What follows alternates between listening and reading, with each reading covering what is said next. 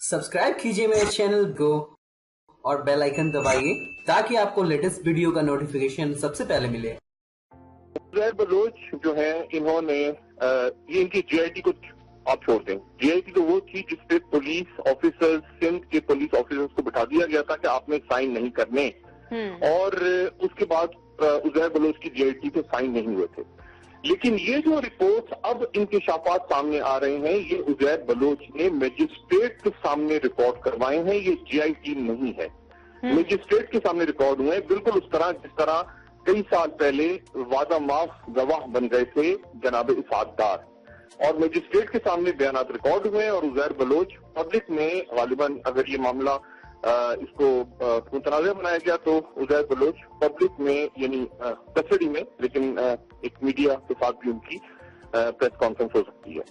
अच्छा, अब पहली बात ये। दूसरी बात ये है कि उज़ैर बलोच ने जो बातें की हैं और आने वाले दिनों में जो चीजें सामने आएंगी, मैं उज़ैर बलोच के हवाले से बता रहा हूँ, मैं अपनी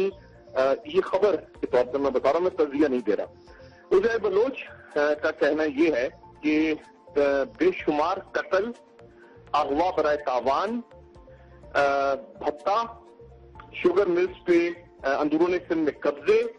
ये तमाम मामला जो हैं ये मोहतरमा फरियाल तालपुर और पाकिस्तान के साबिक सदर जनाब आसिफ अली जरदारी साहब की हदायत पे उसने किए, और उसके साथ जो गैंग वॉर में जो लोग मुलविस थे, गैंगस्टर्स,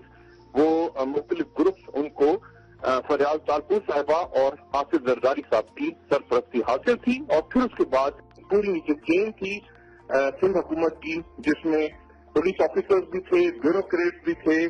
और कई जगह पे ऐसा हुआ कि जो उनके इत्तेहादी थे उनकी लड़ाई भी हुई, यानी एमक्यूएम से, लेकिन कई जगह ऐसा भी हुआ कई वारदातों में कि एमक्यूएम के लोगों ने एक दूसरे को, इन्होंने पीपल्स पार्टी के यानी जो गैंगस्टर, मैं पूरी पीपल्स पार्टी की बात नहीं कर रहा, जो जराइम पेशा नासिर थे उन्होंने और एमक्यूएम ने एक दूसरे से ताबून